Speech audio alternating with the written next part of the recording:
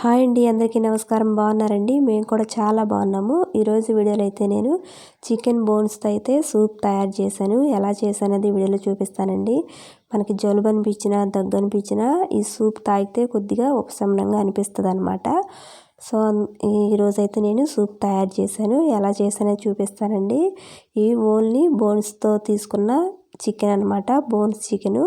So అదే సూప్కి అయితే చాలా బాగుంటుంది. ఇదైతే నేను కొన్ని ముక్కలు తీసుకున్నానండి. ఓన్లీ సూప్ కోసమే కాబట్టి కొన్ని తీసుకుంటే సరిపోయిద్ది. ఈ బోన్స్ ముక్కల్ని స్కిన్ లేదా స్కిన్లెస్ ఏదైనా తీసుకోవచ్చు. ఏదైనా సూప్కి బాగానే ఉంటుంది అనమాట. సో ఈ చికెన్ అంతా కొన్నిసార్లు ఒక 2-3 సార్లు శుభ్రం కడుక్కొని వాటర్ ఏమి లేకుండా వేరే గిన్నెలోకి తీసుకున్నాను అనమాట. సో అందులోకి ఇప్పుడు మిక్సీ జార్ తీసుకొని పుదీనా ఆకులు కొన్ని అయితే తీసుకుంటున్నాను. కొద్దిగా కాబట్టి అన్నీ కొద్దిగా తీసుకోవచ్చు. మనం ఎక్కువైతే ఎక్కువ క్వాంటిటీలో తీసుకోవచ్చు. కొన్ని ఏమో కొత్తిమీర ఆకులు కొన్ని అయితే తీసుకున్నాను అనమాట. ఇందులోకి పచ్చిమిరపకాయలు 2 అయితే కట్ చేసుకొని తీసుకున్నాను. సో ఇవి సరిపోతాయి. బాగా మంట ఎక్కువ అవసరం ఉండదు. కొద్దిగా 2-3 సరిపోతాయి. కొద్దిగా ఏమో అల్లం, చిన్నుల్లిపాయలు అయితే ఒక 3-4 తీసుకుంటే సరిపోతుంది. సో ఒక చిన్నది ఉల్లిపాయ కూడా కట్ చేసుకొని తీసుకున్నాను. సో ఇవన్నీ అయితే కొద్దిగా మెత్తగా పేస్ట్ చేసుకుంటే సరిపోతుంది. అదే మనం ఎక్కువ క్వాంటిటీలో తీసుకుంటే ఇవన్నీ కొద్దిగా ఎక్కువ వేసుకోవడమే. సో కొద్దిగా చికెన్ కాబట్టి ఇట్లా కొన్ని తీసుకుంటే సరిపోతుంది అనమాట సూప్ కోసం. ఇప్పుడు ఇదంతా పొయ్యి మీద పెట్టుకొని అందులోకి ఒక 2 స్పూన్లంత సాల్ట్, 1 స్పూన్ అయితే పసుపు ఇవన్నీ వేసుకొని ఉడికించుకోవాలి. సో ఇవన్నీ వేసుకొని కొద్దిగా కలుపుకుంటూ అయితే ఉడికించాలన్నమాట. ఒక 5-6 నిమిషాలు ఇట్లా ఉడికించుకుంటే సరిపోతుంది. టేస్ట్ మాత్రం చాలా బాగుందండి సూపు. సో ఇప్పుడు అందులోకి కట్ చేసుకున్న ఒక పెద్ద సైజు ఉల్లిపాయ, 2-3 పచ్చిమిరపకాయలు, ఇంకా టమోటా ఒకటైతే సరిపోతుంది. టమోటా ఎక్కువ అవసరం ఉండదండి, ఒక్క టమోటా చాలు. సన్న ముక్కలు కట్ చేసుకొని వేసుకున్నాను అనమాట.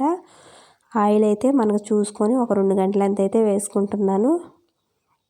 వేసుకొని ఒకసారి మొత్తం బాగా కలుపుకొని సిమ్లో పెట్టుకొని ఉడికించుకోవాలి. మూత పెట్టుకుంటే వెంటనే మగ్గిపోతాయి అన్నమాట. సో మూత పెట్టుకొని ఇట్లా మగ్గించుకుంటే టమాటాలు ఇవన్నీ అయితే వెంటనే మగ్గిపోయినాయి.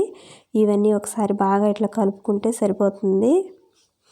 ఇప్పుడు ఇందులోకి అల్లం వెల్లుల్లి పేస్టు, ఇందులో కొద్ది కొబ్బరి కూడా వేసి పేస్ట్ మిక్సీ పట్టాను అనమాట. సో ఇది కూడా వేసి ఒకసారి బాగా కలుపుకొని కొద్దిగా పచ్చివాసన పోయిందాకా ఇట్లా ఫ్రై చేసుకుంటే సరిపోతుంది. బాగా ఇట్లయితే ఫ్రై చేశాను అనమాట. మూత పెట్టి మళ్ళీ ఇంకోసారి మూత తీసి ఇట్లయితే కలుపుతున్నాను. కొద్దిగా నూనె తేలిన దాకా అయితే ఫ్రై చేసుకున్నాక ఇప్పుడు మనం తయారు చేసి పెట్టుకున్న పేస్ట్ అయితే ఇందులో వేసేస్తున్నాను. మొత్తం ఇందులో వేసి ఒకసారి బాగా కలుపుకోవాలి. కలుపుకొని మీడియం ఫ్లేమ్లో బాగా ఉడికించుకోవాలన్నమాట మూత పెట్టుకొని. ఇది కూడా కాస్తంత పచ్చివాసన పోవాలి, అట్లా ఫ్రై చేసుకుంటూ ఉడకబెట్టుకోవాలండి. మూత పెట్టుకొని ఉడికించుకొని ఒక 2-3 నిమిషాల తర్వాత బాగా ఉడికిపోతుంది ఇట్లా నూనె తేలి. సో అప్పుడు దాకైతే ఇట్లా ఫ్రై చేసుకోవాలి. మొత్తం మధ్య మధ్యలో తిప్పుకుంటూ అయితే వేసుకోవాలన్నమాట.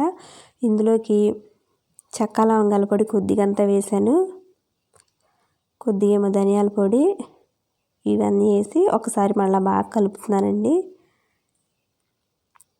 చెక్క లవంగాల పొడి ఇంకా ఎక్కువగా స్పైసీ కావాలనుకుంటే ఇంకో స్పూన్ అదనంగా కూడా వేసుకోవచ్చు.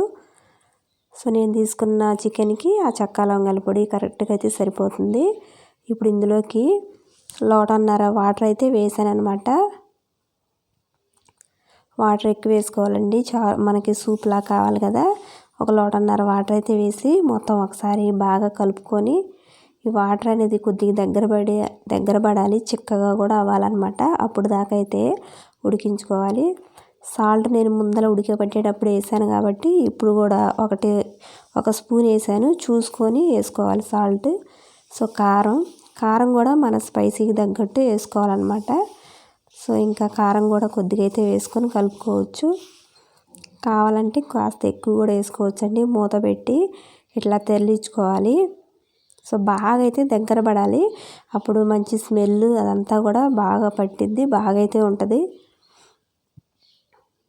చూడండి కొంచెం దగ్గర పడిన దాకైతే వాటర్ అన్నీ కొంచెం దగ్గర పడాలి, చిక్కగా అవ్వాలి కొద్దిగా.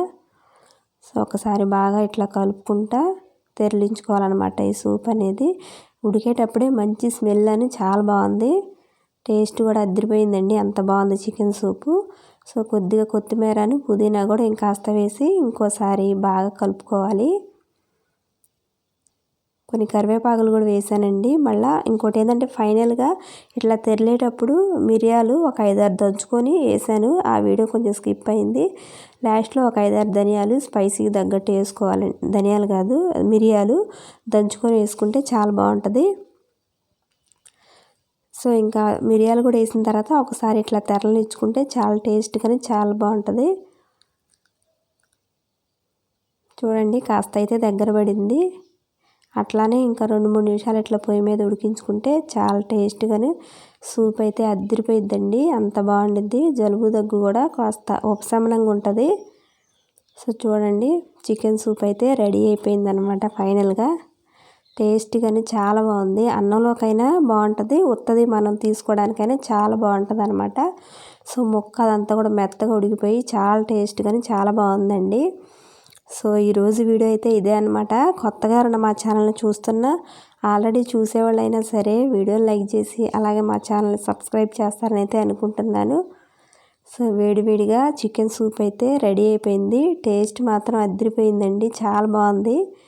ఉత్త తాగటానికే ఎక్కువ బాగుంది అన్నంలో కన్నా. సో అన్నంలో తినేవాళ్ళు అన్నంలో కూడా తినొచ్చు. సో అది ఇంకా చాలా బాగుంది. విడిగా సూప్ తాగితే మాత్రం చాలా టేస్ట్ కానీ చాలా బాగుందండి. సో అంతే, వేడివేడిగా చికెన్ సూప్ అయితే రెడీ అయిపోయింది. ముక్కల లోపల బోన్స్ అదంతా కూడా మెత్తగా ఉడికి చాలా బాగుందండి. అంతేనండి ఈరోజు వీడియో అయితే. బాయ్.